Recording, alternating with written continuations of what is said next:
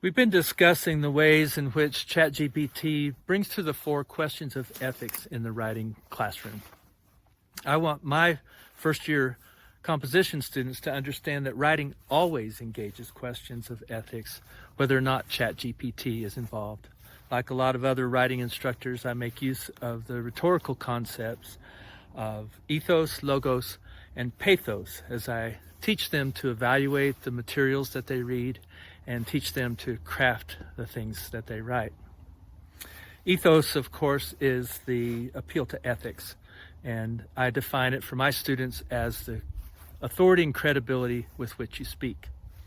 And I try to get them to see that if a reader is going to be persuaded, they need to believe that the writer is three things: that they're trustworthy, that they're knowledgeable, and that they're thoughtful.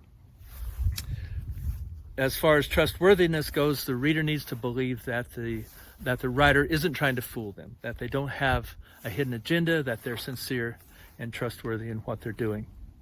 They need also to believe that the writer knows what they're talking about, that they've done their research, that they're drawing their materials from reliable, credible sources.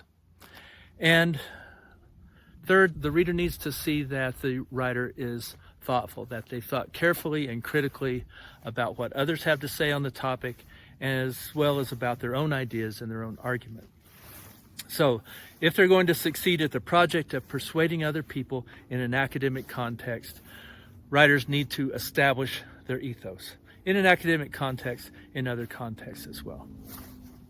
Now, the question of trustworthiness opens up our discussion onto citation.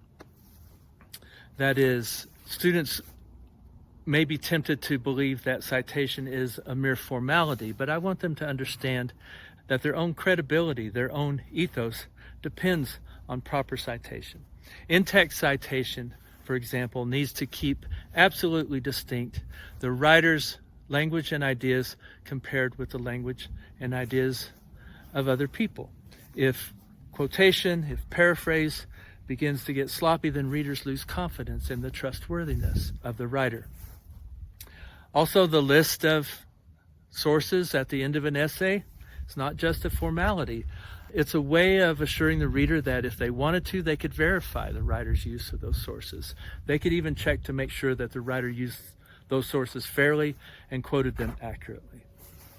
So students need to understand that when they come to college, they're stepping into a community, into a culture, into a network of institutions that highly prizes a certain set of ethical practices, and that if the student is going to succeed there, then they need to learn those practices and adopt them into their own work. Now, it's worthwhile to consider with our students ways in which ChatGPT might undermine the ethics of writing in higher education. For example, from what I've seen, AI-generated text isn't much concerned with the accuracy of the information it produces. It's not much concerned with citing the work of other people that it draws upon. And again, from what I've seen, it doesn't get much beyond the mere appearance of critical thinking. And so ChatGPT can actually undermine the ethos of a writer by casting into doubt the writer's trustworthiness, their knowledgeability, and their thoughtfulness. Next time, I want to consider what is it exactly that we have before us when we get ChatGPT to compose.